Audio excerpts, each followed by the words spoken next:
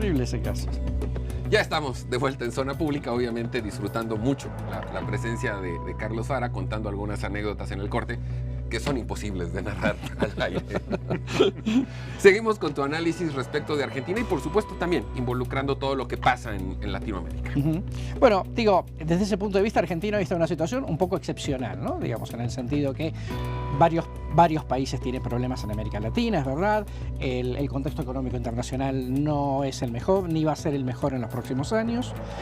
Todos vamos a estar, digamos, con los motores internacionales un poco apagados, ¿no? Sí, se habla de un crecimiento global en el mundo del 1, sí, con un poco de suerte. Bueno, en México dicen que van a ser del 4, ¿no? No, ya no. No, Ya la se 4 aclaró. es la T. Ya se aclaró que sí, es del perdón.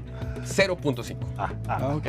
Una pequeña diferencia. Okay. De manera que vamos a estar en una situación complicada porque claramente, un poco yendo a la pregunta de Stephanie, ¿sí, ¿por qué vuelve un peronismo trasnochado? Bueno, a ver, a favor del peronismo, digo, pequeña, voy a ser de abogado defensor por un segundo.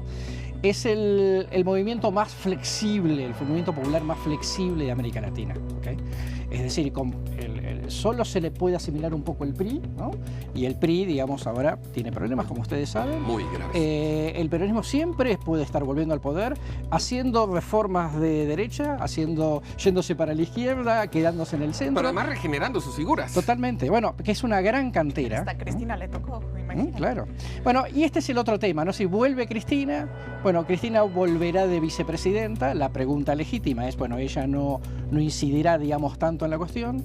Diría que no, en parte, digamos, creo que ella se corre porque tampoco quería cargarse el cotidiano de la administración todo el tiempo, que es pesado para un gobierno, no importa quién gane, que no va a tener para dar buenas noticias por lo menos por un año. Y ella se fue espléndida, ¿okay?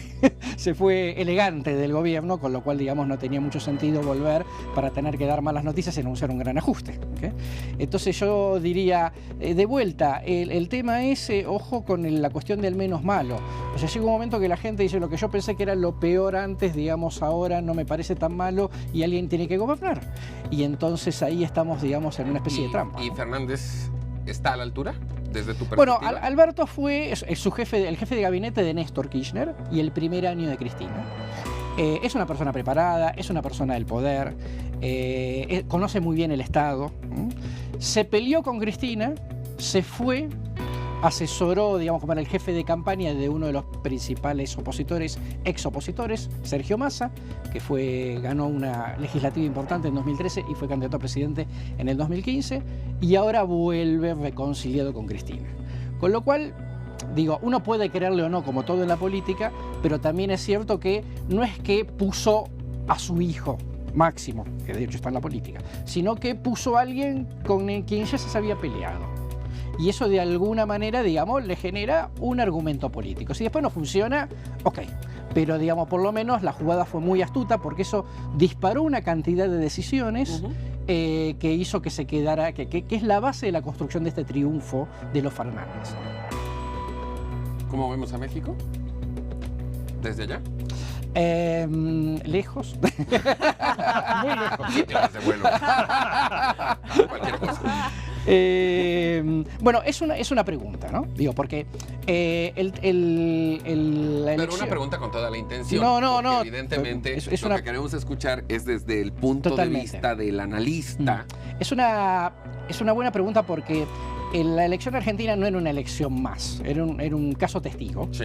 Sobre todo para el Fondo Monetario, que nos dio el paquete de ayuda financiera más grande de la historia del Fondo Monetario, y lo rifamos, digamos, vale decirlo, con lo cual, digamos, ya era un tema. Es decir, había como mucha expectativa puesta en que Macri tenía que renovarse para que derrotar al populismo de Cristina. ¿Okay?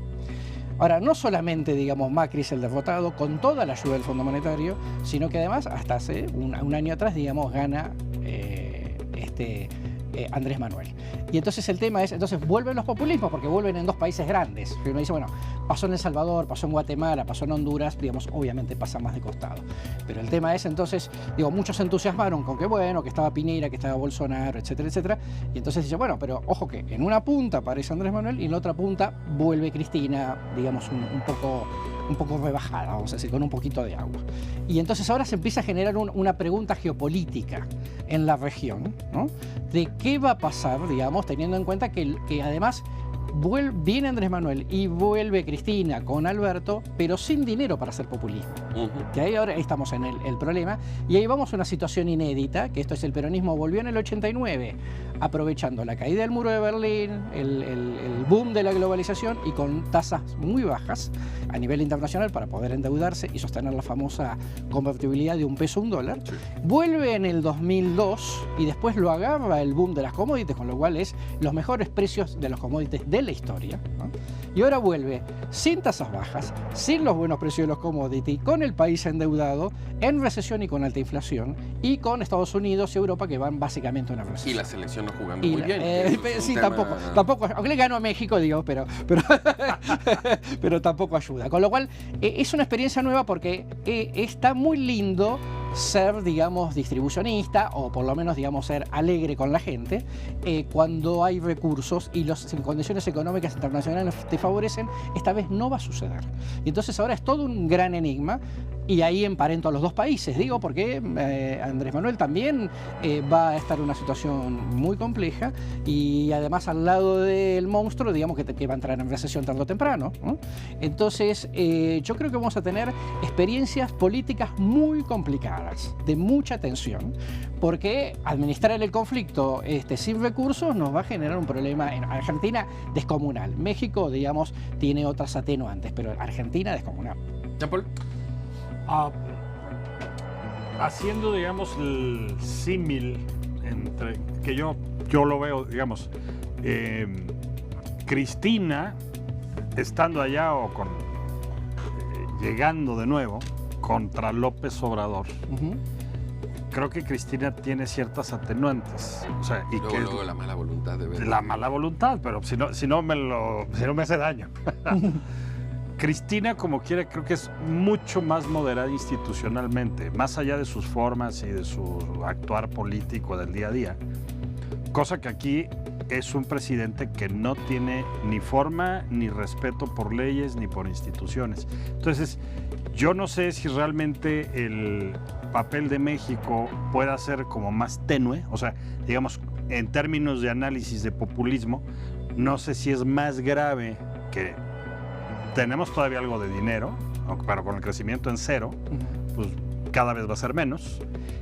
Y la otra es que también tenemos el desprecio por las leyes, las intentonas por estar alargando periodos, golpear al sistema judicial, debilitar el sistema democrático, cosa que en Argentina, aunque es complejo y es mucho más politizado, se refugian más en la institucionalidad.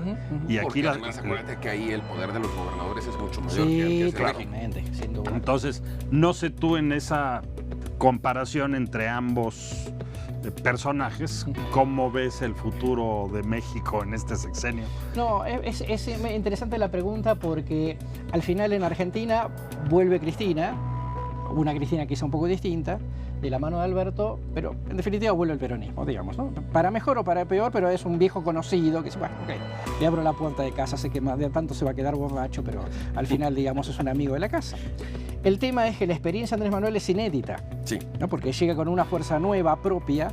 Él se cree, digamos, el dueño absoluto, digamos, de su éxito, ¿no? No le debe nada a ningún partido, ¿no? De hecho lo es. De hecho lo es. Y entonces el tema es, esto está bien, digamos, en términos de fórmula electoral. Ahora, ¿cómo se resuelve esto en fórmula de gobierno? Digo, porque al final Andrés Manuel hace siglos que no administra nada. ¿Okay? Y eso te requiere una gimnasia, digamos, de que no se te escapen los resortes. No, y ya se nota, ya se nota. Entonces, esta inexperiencia que no tiene Alberto, no tiene Cristina y no tiene el peronismo, vienen de gobernar. Es un interrogante en el caso de Andrés Manuel, ¿no? Y ojo, porque los procesos, cuando son novedosos e inéditos, son novedosos e inéditos para lo bueno y para lo malo. ¿Okay? Esto es, bueno, Andrés Manuel está como en condiciones de poder reformar una cantidad de cosas, precisamente porque no tendría compromiso, ¿no? Y no tiene el pasado inmediato de los otros dos, con lo cual, digamos, llega como limpio en ese sentido. Pero al mismo tiempo, el tema de que si no sabes controlar todo requiere, el fenómeno inédito requiere un proceso de construcción para que se consolide.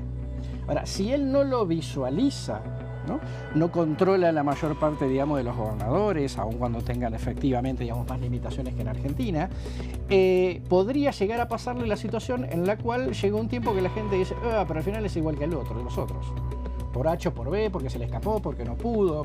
Bueno, ahí te podría decir que hay dos parámetros muy claros. Incluso esta misma semana se han dado a conocer encuestas donde la popularidad personal del presidente sigue casi intacta, pero que la gente a 9 meses de gobierno ya reconoce y reclama dos fallas grandísimas: crecimiento económico e inseguridad. Pero yo creo que para esto él ya se está preparando. Y en términos geopolíticos, se puede decir que el ciudadano promedio no distingue entre la responsabilidad federal y la responsabilidad local.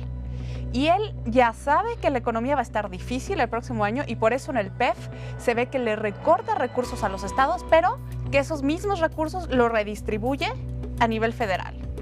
El presidente, el nivel federal no va a fallar. Los que van a fallar son los gobernadores. Y eso se transmite en capital electoral y en popularidad.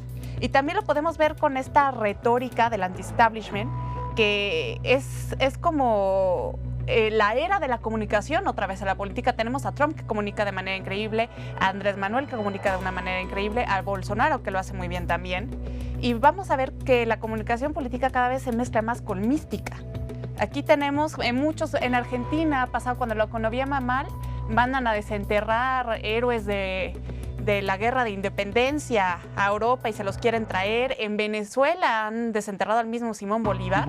Y aquí cada vez la política se mezcla más con la religión, porque hasta nuestro presidente participa en ceremonias de los pueblos originarios. Y creo que es un factor que va a ocurrir cada vez más. Y la mañanera, que es el adoctrinamiento, es un tema de culto para hipnotizar a toda la gente. Antes era mañanero, ahora es mañanera, todo ha cambiado. Es muy interesante lo que dice Stephanie, primero porque todas las ciudades tienen una demanda mítica, donde tú la obturas y sale por el lado de la política, ojo, porque puede llegar a ser un dolor de cabeza. Y la segunda, porque es absolutamente cierto que todos los debates electorales y políticos tienden a ser muchas veces debates valóricos, ¿no? Sobre valores, ¿no? Es decir, el famoso balas, buey, Biblia de Bolsonaro y lo que ya sabemos volver a ser grande América de Trump, etcétera, etcétera, tiene todo que ver con el tema de agarremos cosas que están muy en la profundidad del alma de los pueblos y traigámoslo, digamos, a la política. Y eso puede generar grandes expectativas muy difíciles de satisfacer luego, porque no están los recursos y porque se empiezan a generar revoluciones de expectativas que llega un momento que no todos los recursos del mundo no las satisfacen. Y eso significa sí o sí tensiones en el sistema político. Muy complicadas. Y esto lo identificas de manera, digamos, latinoamericana. Sí, porque digo, Brasil va a tener problemas. Brasil hoy va a crecer prácticamente nada. Uruguay va seguramente al cambio. O sea, el Frente Amplio lo más probable es que pierda, digamos, su elección en segunda vuelta. Hace 5 años que va cayendo la inversión pública, que tiene un déficit fiscal del 5 puntos del PBI. O sea, mucho más que el argentino. Lo que pasa es que Argentina está en otra situación. Se sabe la situación, digamos, de Bolivia, conocen la situación de Perú. Duque en Colombia no la está pasando bien. Y Piñera, digamos, la lleva mejor porque Chile es muy ordenado por base. Es una región que va a venir muy complicada. Bueno, la verdad es que lamento muchísimo que se nos haya acabado el tiempo, porque es un placer platicar contigo. Por favor, un placer. ¿Cuánto tiempo vas a estar en México? Hasta un par de días más. Porque, pues digo, ya iba a aprovechar para invitarte a la bueno, no va a dar tiempo. La próxima me comprometo a estar un viernes en México y venir aquí. O martes, o miércoles, o el día que El tiempo quieras. voló. Es un verdadero placer y quiero agradecerte muchísimo por eso, Carlos. Jean-Paul, muchas gracias. Guillermo. Stephanie, muchas gracias. A ti. Ya relájense, es viernes. Ya, ahorita vamos a relajarnos más. Pero sobre todo, gracias a usted por habernos acompañado toda esta semana. Yo le espero, como siempre, el lunes a las 4 de la tarde aquí en Zona Pública. A todos los que estamos aquí le deseamos que tenga un magnífico fin de semana.